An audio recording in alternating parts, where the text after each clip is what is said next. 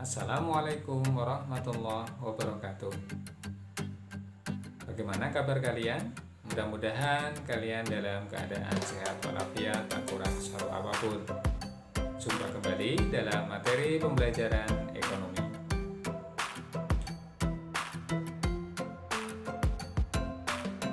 Kita awali kembali materi pembelajaran kita untuk pelajaran ekonomi kelas 11. Setelah kemarin kita mempelajari tentang ketenagakerjaan, maka pada video kali ini kita akan belajar tentang indeks harga dan inflasi. Ini merupakan bab baru untuk kelanjutan materi pembelajaran ekonomi kelas 11. Nah, di dalam materi ini nanti kita akan belajar tentang indeks harga. Kemudian diharapkan kalian memahami tentang tujuan penyusunan indeks harga. Kemudian kita akan belajar tentang inflasi, faktor-faktor yang menyebabkan inflasi, dampak inflasi, upaya mengatasi inflasi, dan kalian diharapkan mampu menjelaskan pengertian permintaan dan penawaran uang, serta mampu menggambar kurva permintaan dan penawaran uang. Baiklah, mungkin jika kalian bisa melihat laporan dari Badan Pusat Statistik atau BPS, seringkali BPS mengeluarkan angka indeks dan tingkat atau laju inflasi. Sebagai sebuah contoh dalam tabel ini, misalnya di tahun 2010 dan 2011, Januari indeks harga konsumennya adalah 118,01 dengan tingkat inflasi 0,84%. Sedangkan pada tahun 2011, yaitu IHK-nya sebesar 126,29 dengan tingkat inflasi 0,39 dan seterusnya. Namun di sini kalian juga bisa melihat ada angka inflasi minus 0,14 dan minus 0,32. Maka jika tanda inflasinya minus, yang kemudian kita sebut bukan lagi inflasi, melainkan kita sebut sebagai deflasi. Nah, untuk lebih memahami lagi, mari kita bahas tentang materi indeks harga dan inflasi. Nah, dalam materi ini ada beberapa yang akan kita pelajari. Yang pertama tentang inflasi. Untuk menghitung inflasi, maka kita harus menghitung indeks harga terlebih dahulu. Sedangkan cara atau indeks harga itu sendiri terdiri dari indeks harga perdagangan besar atau IHPB, kemudian indeks harga konsumen atau IHK, dan indeks harga yang dibayar petani dan diterima petani atau sering juga disebut dengan indeks paritas.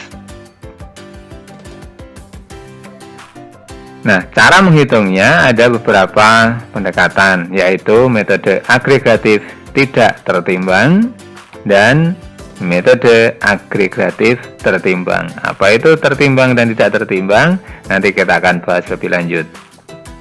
Kemudian pada metode agregatif tertimbang ada beberapa metode, yaitu metode last payers, metode Passe, dan metode tahun kas.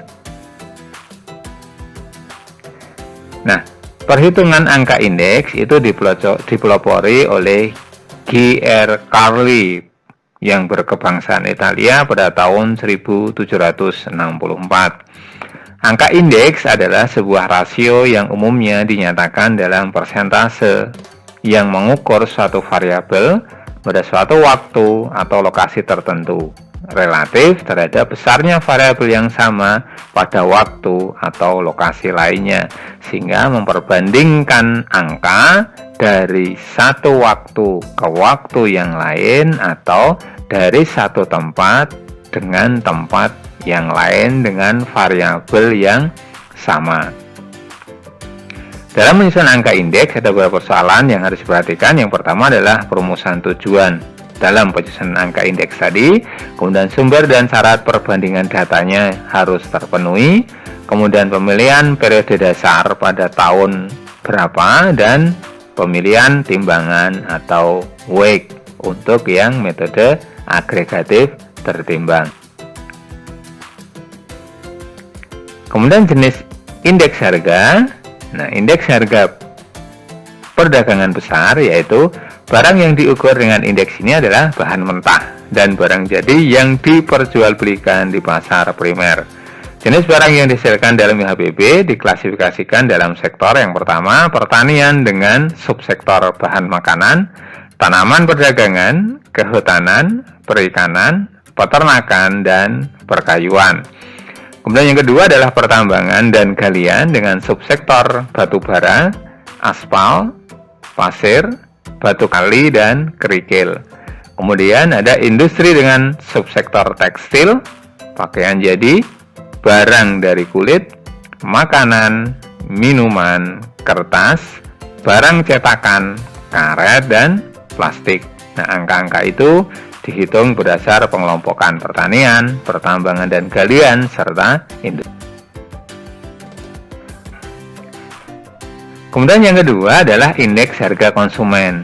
Apa itu indeks harga konsumen? Yaitu indeks mengukur perubahan harga sekelompok besar barang konsumsi yang dibeli oleh konsumen. Tiga fungsi indeks harga konsumen itu diantaranya adalah memungkinkan konsumen untuk menentukan pengaruh perubahan harga terhadap daya beli konsumen itu sendiri.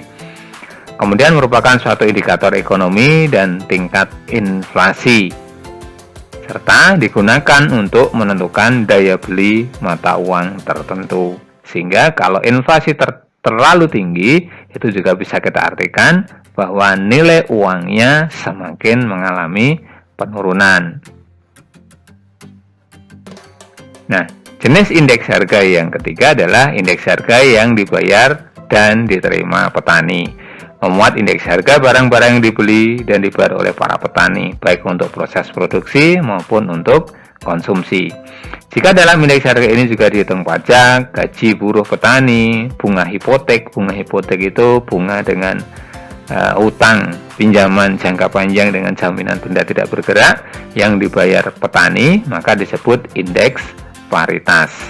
Nah, indeks harga yang dibayar petani ada dua kategori, yaitu indeks pembelanjaan untuk konsumsi rumah tangga petani itu sendiri dan indeks pembelanjaan untuk produksi pertanian. Nah, perbandingan indeks harga yang diterima dan dibayar petani disebut nilai tukar petani atau NTP. NTP merupakan indikator yang menunjukkan tingkat kesejahteraan petani. Nah, kenapa indeks harga yang dibayar dan diterima petani diperhitungkan di Indonesia? Karena sebagian besar penduduk Indonesia berprofesi sebagai seorang petani, maka negara kita dikenal sebagai negara agraris. Nah, sekian anak-anakku untuk video tentang indeks harga dan inflasi untuk video yang pertama, dan untuk lebih jelasnya lagi silahkan kalian baca buku kalian yang kalian miliki.